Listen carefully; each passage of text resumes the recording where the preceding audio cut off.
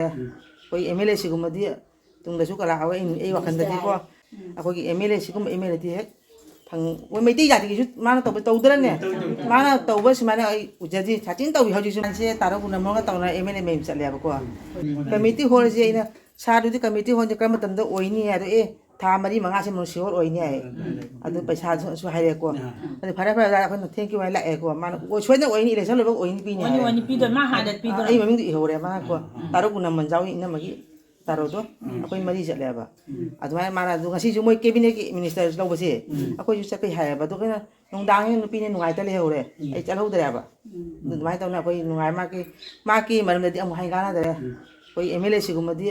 तुंगदसु कला आवे ए वखंददी को अखोई मिनिस्टर हाना ओरे MLA ओरे मिना Hindi minister fungi ngasi dagi wasa lawre adu mak ko ina haingai ta thagat pa ina phondok jani mayam man ko अखोई MLA सिगुम MLA दी है फंग वो मेती जाति की माना तौदरने माना तौबस माने उजदी छातिन तौबी हजिसु माने मा फजना खुनबम खुनिमत मा तौदब लेते मेती की दमतने तौरियाबा ए जाम थिना माक हनना थागा जरी सियागे लोसे कौशिलाइपु इखोइना अनारबन कैसिबा इकाई खुना मतिक चाबा मिंगोइना पल्लबदा इखोइना इकाई खुमया ओरवा दुगुम्बदुना ngasi इखोइगी करिगुम्बा अमा तौबिनी हाइबसे अचिता नतना मयकी मतंगदा लोनगी मतंगदा माना कयागी मति मणिपुरी जाति सिगी होना जमन इखोइगी लोन अखोइगी लोन बु अखोइगी मयकपु लेखा ताबा जादे हाइदुना अखोइगी MLA अनारबन MLA सिना होना खिबसे अदुके मति मापु कैदौरी हुजिति मिनिस्टर अमा ओइरबनी मतंदु MLA निको अमु कहेना मापु अवांगबा थाकता अखोइगी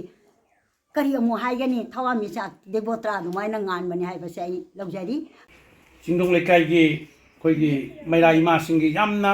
फजरबा यामना मानबा मैरा अखोइ यूनिट असम दलिसि चामगा 32 यूनिट सिदा चाम 32 यूनिट सिदा चिंगदोंग लेकाइगी मैरा गी इमा सिंसिना अदुकी मतिक इनिशिएटिव लवी अदुकी मतिक एक्टिव लवी दुदी चतखिबा अखोइगी नुपिलाल गी तौखिबा 12 डिसेंबर गी फंक्शन दर अखोइ मदना अचौबा मसक ताबा पोट अमनि असि लमदमसिगी इमा सिंसिना अखोइगी लमदमसिगी मैरा लुपकी ओरिबा चौखट थौरांगदा अखोइ सेंट्रल कमिटी की प्रेसिडेंट सुजहन बिउ हाइना हारकपदगी अखोइ मैदाम सनातमीना अखोइनी लमदमसिगी इमा मैरा पाइबिसिंग तानरगा मसिगी मिफमसी हुजिक अखोइ होरेन पुंग अहुम ताबगा अखोइ 12 डिसेंबर 85 मथु मा सुब नुपिलाल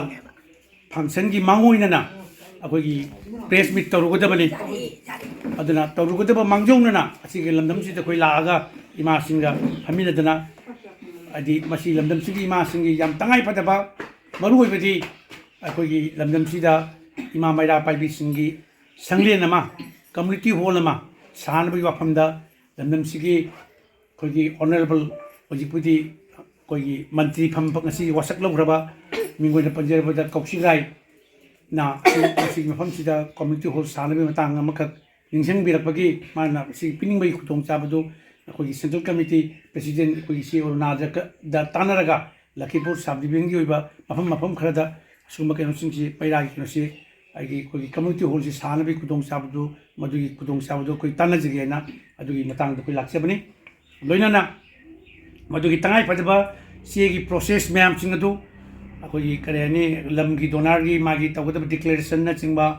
ची चांग अदुगी अखोइगी प्रेयर पिटिशन न मचंगनी अदुगी मागी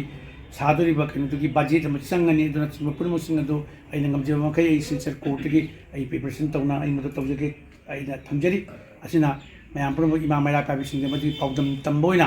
अखोइ ngasi लाक्सेबनी मदुगी ची चांग पुनमक सेम याबा अखोइ नान चखिबा मांदोप फंगीबा इमा मैरा पाइबी सिंगी नौना खलबा बॉडी सिंगदुगा अदुगी ngasi तिलिबा इमा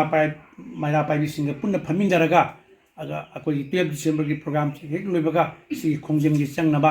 मदुगी पोतमा अखोइ तौसी अदुगा लोइनाना अखोइ ngasi लाक्से मतम सिलजेदि लाक्से मतमदा सिगी अखोइ सोनाई ताना चलिबा लंबी सिगी निंखाइबा मते करसी यामना थु मतमदा ये हाइबा एरिया सि अखोइ लखीपुर कॉन्स्टिट्यूएंसी ओइबनिना ऑनरेबल मिनिस्टर मसी लंबी सिना मरम ओइदना यामना खुदोंग थिंगा ओइबा नोंग चुबा मतमदी यामना वागदरबा ओइबा जुगो सि पोसिमा यामना थु मतम सेमनबा मैरा पाइबी इमादी मसी प्रेशर अकनमा तोहनजनी असी हारगा मयाम प्रमुखता मथंदा आइगी इसे चीफ गेस्ट बिरिबी अखोइ इसे कंजुमर मुवी उरुना देवी वाही मनि लौगिनो MLA na asi haibirak pasisu akogi minister karaba akoi koksirai bu thagachari aduga jam nungai ba akogi khun khudingi karam karamba khunda community hall saba ya bage haidana paktak pibirak pasisu khoi nungai jai asigi pauche aduna khogi chingdola kai gi community hall ama sabidori se asibo khoi MLA minister phangaba nauna phangaba minister sibu khoina amukka hanna thagacharaga ai gi wahai khara si batang si da tension